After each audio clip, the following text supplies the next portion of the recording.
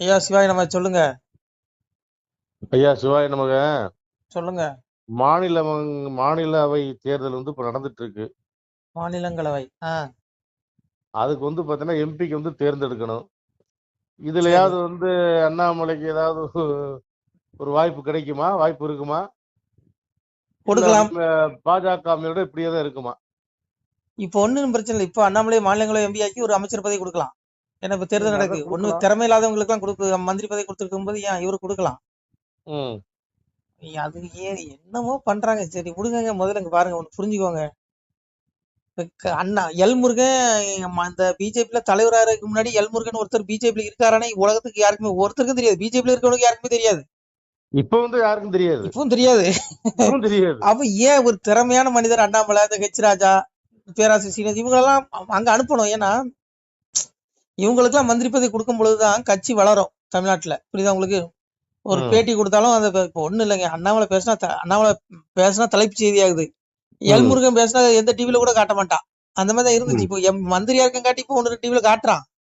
இல்லைன்னா எதுலயுமே வர மாட்டாரு. நான் என்ன சொல்றேன், திறமையானவனுக்கு இன்னைக்கு அரசியல் பிஜேபி பொறுத்தவரையில திறமையானவன் எல்லாம் மேடைக்கு கீழே உட்காந்துருக்கான்.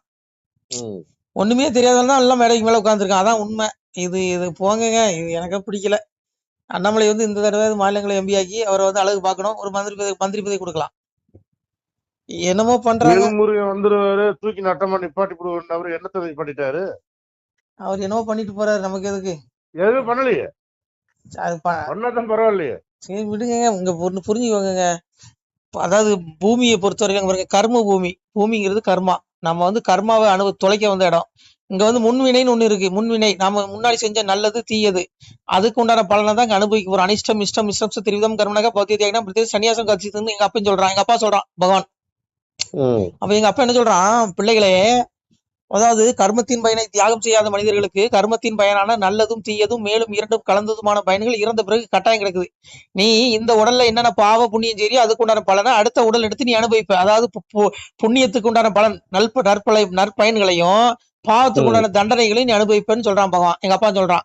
அப்ப எங்க அப்பா வார்த்தை பொய்யாகாது. அதனால எல்முருகன் முற்பிறல் செஞ்ச கர்மா நல்ல கர்மாக்காக அவருக்கு அமைச்சர் பதவி ஆள்ற வாய்ப்பு கிடைச்சிருக்காதான் உண்மை. இங்க கர்மா தான் தீர்மானம் பண்ணுது. பாருங்க, திறமை இல்லாதவன் எல்லாம் பெரிய பெரிய பதவியில உட்காந்துக்கிறான். நல்ல திறமை உள்ளவன் எல்லாம் ஒண்ணுமே மைக்கு பிடிச்சு 2 வார்த்தை பேச தெரியாது. அவன் எல்லாம் பெரிய பெரிய பதவியில இருக்கான். நல்ல பேச்சாளர்கள் எல்லாமே ஒண்ணுமே இல்லாம பதவியில இருக்கான். அதான் உண்மை. இங்க பாருங்க, இதெல்லாம் பூமியை பொறுத்தவரை தலையெழுத்து தான். பகவான் சொன்ன மாதிரிதான். நீ என்ன விதைச்சிருக்க நீ அதை அனுபவிக்க வர. அதனால நீ யாருக்கு பிஎம் ஆகணும், யாருக்கு சிஎம் ஆகணும், யாரு மந்திரி ஆகணும், யாரு கலெக்டர் ஆகணும், யாரு எஸ்பி ஆகணும், இன்னும் உயர் பதவிகள் யார் அடையணுங்கிற எல்லாம் கர்மா. முன் செஞ்ச அவங்கவுங்க பயணம் அனுபவிக்கிறாங்க. அவ்வளவுதான். மறுபடியும் இப்ப என்ன செய்யறாங்களோ அதுக்குண்டான வினை தண்டனை உண்டு. அதை மாற்று கருத்து இல்ல. அதனால புரிஞ்சுக்கோங்கய்யா. இங்க இப்பவே கெட்டதை பண்றாங்க. இவங்கதான் போன நல்லது செஞ்சிருக்க போறாங்களா? அதனாலயா ஒண்ணு புரிஞ்சுக்கோங்க. இங்க நற்பயன் அனுபவிச்சுதான் ஆகணும். பண்றானுங்க மக்களுக்கு. இவங்கதான் போன நல்லது செஞ்சிருக்க போறானுங்களா?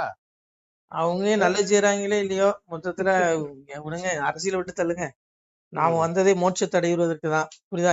ஏன்னா அன்னைக்கு எங்க அப்பா முருகபெருமானை சூரனுக்கு புத்தி சொல்றான். தீர்ச்சையுடன் புத்தி செவ்வை நேரிட்டு ஒரு மோட்சமது தேட முடுக்கமதி விட்டுவிடான். டே முட்டாள் சூரபத்மா, இந்த ஆட்சி பதவி இந்த அதிகாரம் எல்லாம் மோக வலை, இது மாயை, இது அற்பம்டா. ஆனா உனக்கு பிறந்ததே மோட்சத்தடை இருக்குது. அதனால உன்னுடைய ஆணவம் அகங்காரத்தை விட்டுருங்கன்னு சொன்னான். ஆனா அரசியல்ல பதவி வந்தோடனே ஆணவம் வந்துரும், தற்பெருமை வந்துரும், அகங்காரம் வந்துரும், எல்லா கர்மம் வந்துரும். கடைசியில இவனுங்களுடைய ஆத்மா நரகத்துல போய் உழலும். நரகத்துல போய் சாவுவானுங்க, தண்டனை அனுபவிப்பானுங்க கொடுமைய. அதனால நமக்கு தேவையில்லைங்க. அரசியல மண்ணள்ளி போடுங்க 2 கைன்னு. அப்பாவை தேடுங்க, சிவனை தேடி நீங்க மோட்சத்துக்கு வழியை தேடுங்க. சரிங்களா? அதனால இதெல்லாம் வேண்டாம் ஐயா. அரசியல் அதனால இதெல்லாம் கொஞ்ச காலம். நமக்கு எப்ப நம்ம பீச புடுங்குவான்னு தெரியாது. எல்லாருடைய உச்சி குடிமையும் எங்க அப்பா கையில தான் இருக்கு. அதான் சொன்னா, ஈஸ்வர சர்வபூதானம் சோச்சம் திஷ்டதி பிரமயன் சர்வபூதானி எத்தனோடின்னு மாயாங்கிறான். சிவபிரமணியன் நான் எல்லா ஜீவராசிகள் இதயத்திலும் இருந்து கொண்டு அந்தந்த ஜீவராசியில் செய்த பாவ கர்ம கேட்டவர் சுழல செய்து கொண்டு இருக்குங்கிறான். எந்தெந்த ஜீவராசி என்னென்ன பாவம் செய்தோ அதுக்கு தண்டனை கொடுக்குற நான் தான். எல்லாத்தையும் கொல்றது நான் தாங்கிறான். காலத்தை கணக்கிடுவதில் நான் காலன், தண்டித்து அடக்குவதில் நான் யமன்கிறான். இந்த உடலை கொல்ல போறது அவன் தான். ஆத்மா அழியாது. மெய்யுடம்பாகிய ஆத்மா அவனோட ஜீவன் எனது அம்சம் அதுக்கு ஒருபோதும் அழிவில்லைங்கிறான். சிவபெருமானுடைய அம்சம் தான் ஆத்மா. அந்த ஆத்மா அழியாது. அதனால மோட்சத்துக்கு வழி தேடிக்குவோம். உடலை யாராலையும் காப்பாற்ற முடியாது. எப்பனாலும் கொள்ளுவான். கொல்றதே எங்க அப்பன் தாங்க. அவனே சொல்றான், காலத்தை கணக்கிடுவதில் நான் காலன், தண்டித்து அடக்குவதில் நியமன்கிறான். ம், சிவன் தான் உன்னை படைக்கிறான், சிவன் தான் உன்னை நடத்துறான், சிவன் தான் உன்னை ம், கொல்றான். அவனோட கர்ம வினைப்படி நாட்கள் இருக்கு. நீ பூமியில என்னென்ன அனுபவிக்கணுமோ எல்லாமே உனக்கு தெரியாது. உன்னுடைய கர்மா ம், நடத்திரும்.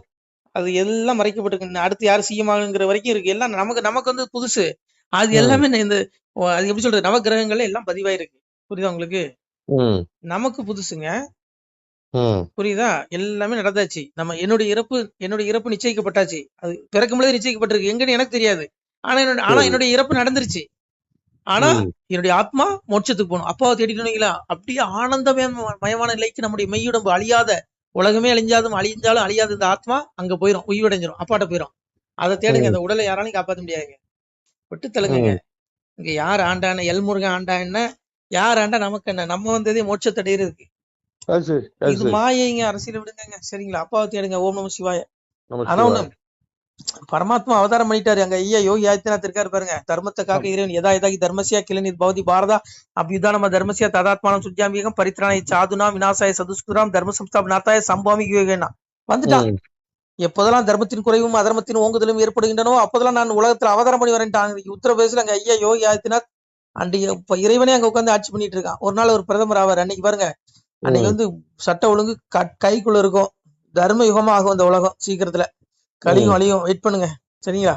சரிங்கய்யா. விடுங்க ஐயா, மோட்சத்துக்கு வழி தேடுங்க. நம்ம பிறந்ததே அப்பாவை அடையறதுக்கு தான். பக்தி சோதித்தே பல நாளும் காத்திருந்த வித்திகன் இணைவந்து வேண்டார். மேல் வீட்டிலிருந்து செத்திறந்து தீநரக சீல்குட்டியில அடைக்க கொத்தியிருந்த புழுக்கள் வந்து கொஞ்சம் தோண்டான். எங்க அப்பாவை அடையாத ஆத்மா, ஐயோ நரகத்துல உனக்கு புழு கொஞ்சம், நீ அப்பாவை அடைஞ்சா விடுதலை, உனக்கு எல்லா துன்பத்திலிருந்து விடுபட்டுருவா, மறுபடியும் உனக்கு பிறவியே கிடையாது, மோட்ச ம், வீடு. ம், என் அப்பாவை அடையலையா? ரஜசி பிள்ளையும் கத்வா கர்ம சங்கி ஜாயுதே ததா பிள்ளைய தமசி மூலியம் ஜாயுதேங்க. 84 லட்சம் பிறவி எடுத்து கொடுத்து கொள்ளுவான். மனித பிறவி கிடைக்காது. புழு, ம், விலங்கு, பறவை, விருட்சம் அப்படின்னு கண்ணுக்கு தெரியாத ஒட்டுண்ணிகள். ஐயோ, 84 லட்சம் பிறவி கொடுத்து மறுபடியும் தான் மனித வாய்ப்பு கிடைக்கும். அதனால நமக்கு கிடைச்ச அரிய வாய்ப்பு இந்த மனித பிறவி. இதை தவற விட்டுறாதீங்க. இது வந்து ம், சத்திய வார்த்தை. எந்த மனிதர்களையுமே நீங்க இந்த ஆடியோ கேட்கக்கூடியவங்க, நீங்க தவற விட்டுறாதீங்க. நீங்க அப்பா சிவனை தேடுங்க. சாமியை சொல்றான், பாக்கியம் கொடுப்போம் நாமும் பலனுடன் வாழுவோருக்கு நோக்கிய கருணையுண்டாம் நோயிலாது இருந்து வாழ்வார். தாக்கிய வாசகத்தின் தன்மை நம்புவோருக்கு வாக்கிய வைகுண்ட வீடு வந்தவர் வாழ்வார் தாமே. உனக்கு சிவனை பிடிக்குதா? சிவனை அவனுக்கு.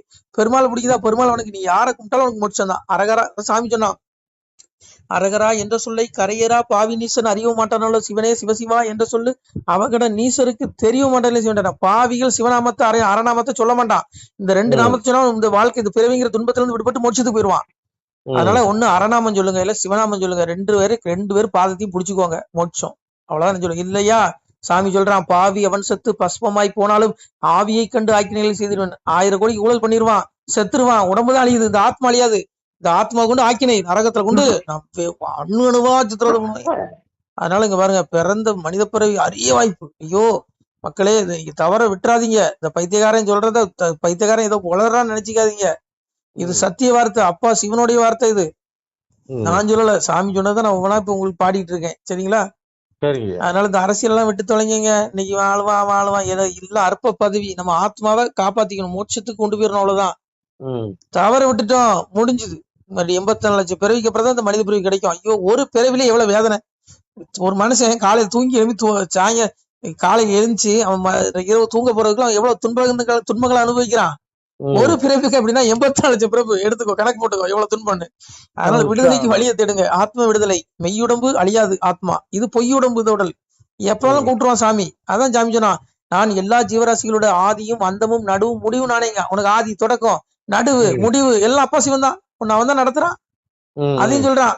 இயல்பு, அதாவது எல்லா ஜீவராசிகளும் தத்தம் இயல்பு கேட்டவாறு மறுபடி பிறவி அடையுதுங்கிறான். அவன் கர்மனைக்கு தகுந்தவாறு அவனை படைக்கிறேங்க. ம், புரியுது உங்களுக்கு? கர்மவினைக்கு தகுந்த உடல் படைக்கப்படுது, அதுக்கு தகுந்த நோய் வாய் கொடுக்கப்படுது, பணம் செல்வம் ஆஸ்தி அதிகாரம் கொடுக்கப்படுது. ஐயோ, இதெல்லாம் அற்பங்க. கர்மம் விட்டு தொலைங்க. ம். அப்பாவை தேடுங்க, விடுதலைக்கு வழியை தேடுங்க. ஓம் நம சிவாய. ஓம் திருச்சிற்றம்பலம். நம சிவாய. திருச்சிற்றம்பலம். சிவாய நம. திருச்சிற்றம்பலம், தில்லையம்பலம், பொன்னம்பலம். சிவாய நம. உறவுகளே, சிவ அன்பர்களே, தற்போது தாங்கள் இந்த வீடியோவில் பார்க்கக்கூடிய இடத்துல ஒரு சிவாலய திருப்பணி ஒன்று நடந்து கொண்டிருக்கிறது. இந்த இடத்துல பார்த்தீங்கன்னா, முன்பு ஒரு காலத்தில் வந்து ஒரு சிவாலயம் இருந்திருக்குது. அதாவது இந்த ஏரியா வந்து இப்போ வந்து ஒரு தென்னை மரங்கள் பனை மரங்கள் சூழ்ந்த காடாக இருக்கிறது. முன்பு ஒரு காலத்தில் இங்கே ஒரு ஊர் இருந்ததாக சொல்கிறாங்க. ஆனால் இப்போது சுற்று வட்டாரத்தில் 5 கிலோமீட்டர் சுற்றுலாவில் ஊரே கிடையாது, காடு. இப்போ இந்த இடத்துல ஒரு சிவாலயம் வந்து அமையிருக்கிறது. இந்த சிவாலயத்தில் வந்து இருந்த அந்த சாமியுடைய திருமேனியை வந்து எடுத்து வச்சிட்டோம். திருப்பணி முடிஞ்சதுக்கப்புறம் பிரதிஷ்டை பண்ண இருக்கிற உறவுகளே, தற்போது இந்த வீடியோ பார்க்கக்கூடிய உறவுகள் தங்களால் முடிந்தால் ஒரு சின்ன உதவி செஞ்சு கொடுங்க. எங்கள் இடத்துல பொருளாதாரம் இல்லை, அதனால் பார்த்திங்கன்னா அந்த வேலையெல்லாம் அப்படியே நின்று போச்சு. பாருங்கள், இந்த அப்படியே பாதியிலே நிற்கிது இந்த சிவாலய திருப்பணி வந்து. பக்த கோடிகள், அன்பு உள்ளங்கள், தயவுசெய்து நீங்கள் உதவி செய்ய விருப்பமுள்ள உறவுகள் உதவுங்க. உங்களுக்கு கோடி புண்ணியம் கிடைக்கும். இந்த சாமியோடைய அருள் அனுகிரகம் உங்களுக்கு கண்டிப்பாக கிடைக்கும். இது வந்து ஒரு புகழ்பெற்ற சிவாலயம்னு கூட சொல்லலாம். சாமியோட திருமேனியை எடுத்து வச்சிட்டோம். இந்த இடத்துல பார்த்திங்கன்னா ஒரு வாசி தண்டம் இருக்குது. அந்த காலத்தில் ஒரு முனிவர் யாரோ தவம் செஞ்சுருக்காங்க. அவங்களுடைய வாசி தண்டம் அவர் திருக்கரங்களால் எழுதின ஓலைச்சுவடி கூட இன்றும் இருக்குது, இன்னும் பாதுகாக்கப்பட்டு வருது. அது கோயில் திருப்பணி முடிஞ்சதுமே அதையும் நாங்கள் அந்த வழிபாட்டுக்கு வச்சுடுவோம். இந்த சிவாலய திருப்பணி வந்து சாமி திருநாமம் வந்து முக்தீஸ்வரர் அப்படிங்கிற திருநாமத்தில் வழங்குறாரு. நெல்லை மாவட்டம் நாங்குநேரி தாலுகாவில் இந்த சிவாலயம் அமைய இருக்கிறது உறவுகளே. இந்த வீடியோ பார்க்கக்கூடியவங்க ஒரு 2 பேருக்காவது கொஞ்சம் ஷேர் பண்ணுங்கள். இந்த வீடியோ பார்க்கக்கூடிய யாராவது ஒரு சின்ன உதவி செஞ்சால் இந்த ஆலய திருப்பணி வந்து கண்டிப்பாக நாங்கள் வெற்றிகரமாக முடிச்சுடுவோம். பாருங்கள், அந்த வேலை எல்லாமே அப்படியே நிற்கிது. கல்லெல்லாம் இறக்கி போட்டிருக்கோம். இன்னும் நிறைய கற்கள் தேவைப்படுது. சுவாமியோடைய அந்த திருக்கோபுரம் பார்த்திங்கன்னா லிங்க வடிவிலே அமைக்க இருக்கிறோம். உதவுங்கள் உறவுகளே. உங்களுக்கு அப்பா சிவபெருமானுடைய அருள் நிச்சயம் கிடைக்கும்.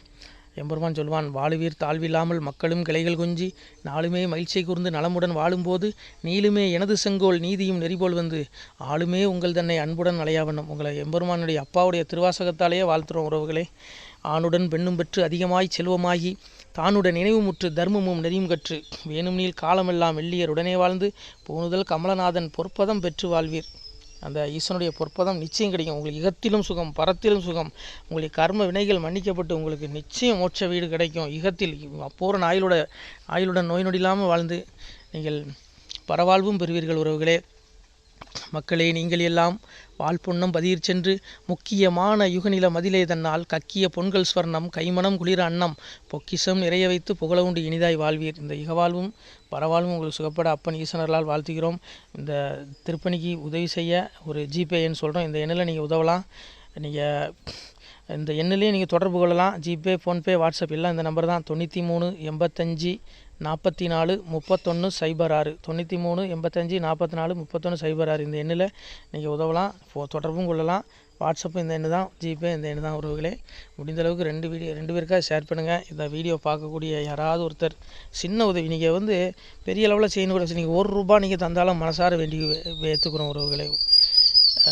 உதவுங்கள். முடிஞ்ச அளவுக்கு ஷேர் பண்ணுங்கள். நன்றி. சிவாய நம. திருச்சிற்றம்பலம், தில்லையம்பலம், பொன்னம்பலம். உறவுகளே, நம்ம இந்த இடத்துல வாழ்ந்து மறைந்த ஒரு சித்த மகாபுருஷர் பயன்படுத்திய பல 100 ஆண்டுகளுக்கு முன்பு உள்ள வாசி தண்டம் ஒரு சித்த மகாபுருஷர் பயன்படுத்தியது. அவர் திருக்கரங்களால் எழுதிய அந்த ஓலைச்சுவடி கூட பாருங்கள், இன்னும் பாதுகாக்கப்பட்டு வருது. இந்த சிவாலயம், நம்முடைய இந்த சிவாலய திருப்பணி முடிந்ததுமே எம்பெருமான் அவர் எழுதிய அந்த சிவனை பற்றி புகழ்ந்து எழுதிய அந்த பாடல் வரிகள் இதில் இருக்குது. இந்த வாசி தண்டம் அவர் பிரதிஷ்டை செய்த அந்த லிங்க திருமேனியையும் இந்த இடத்துல நாம் இந்த ஆலயம் கட்டி நாம் பிரதிஷ்டை செய்திருக்கிறோம். அனைவரும் இந்த ஆலய பிரதிஷ்டைக்கு கண்டிப்பாக வரணும். முடிஞ்ச அளவுக்கு இந்த வீடியோ பார்க்குறவங்க உதவி பண்ணுங்கள் உறவுகளே. பொருளாதாரம் இல்லாமல் திருப்பணி நின்று போச்சு. முடிஞ்ச அளவுக்கு ஷேர் பண்ணுங்கள், உதவுங்க. நன்றி. நம சிவாய. திருச்சிற்றம்பலம், தில்லையம்பலம், பொன்னம்பலம். இந்த புண்ணியபலம் தங்களுக்கு கோடான கோடியாக வரும் உறவுகளே. நம சிவாய.